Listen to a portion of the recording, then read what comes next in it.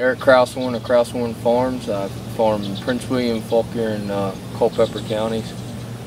I run a small herd of beef cattle, make some hay, do some row crops, and direct market and wholesale vegetables and eggs. Right now I have almost 100 head, including cows and calves, and I've raised some bottle-fed dairy calves too, and sold some of those kind of as a side enterprise. All said and done, I farm predominantly 400 acres, and most of that is pasture and hay ground, and then got an additional 70 acres of soybeans in this year, and then I do some custom work for neighbors. Got a decent sized chicken house over on a different farm where we do the egg production, and I pretty much run two herds, one in this county and one in just down the road. Do a spring calving group and a fall calving group to try and split up my income. Graduated from Tech in 2004 with an ag ed degree, and while I taught high school ag for 5 years. While I was teaching, I slowly built up my beef herd on two existing farms owned by my two sets of grandparents. And that's pretty much how I got started through school.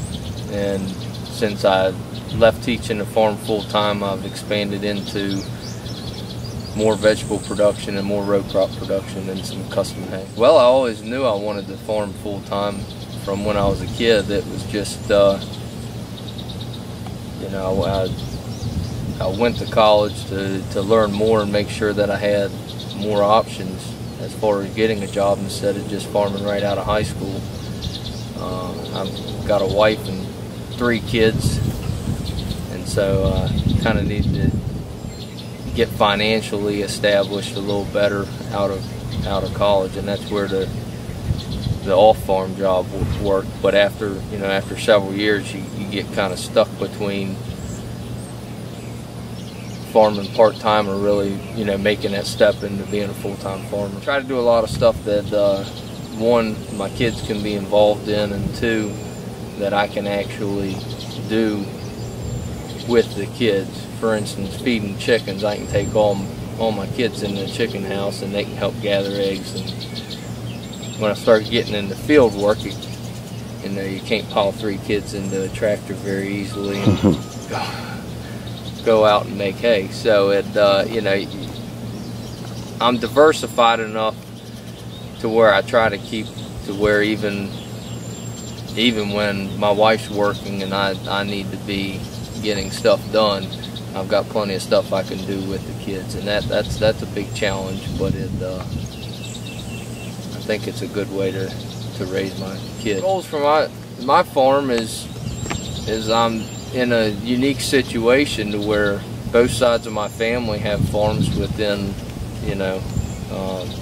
5 miles of each other, and I'm currently the only person that's interested in farming full-time, and we've been on this farm for 100 years, and in order to keep it going,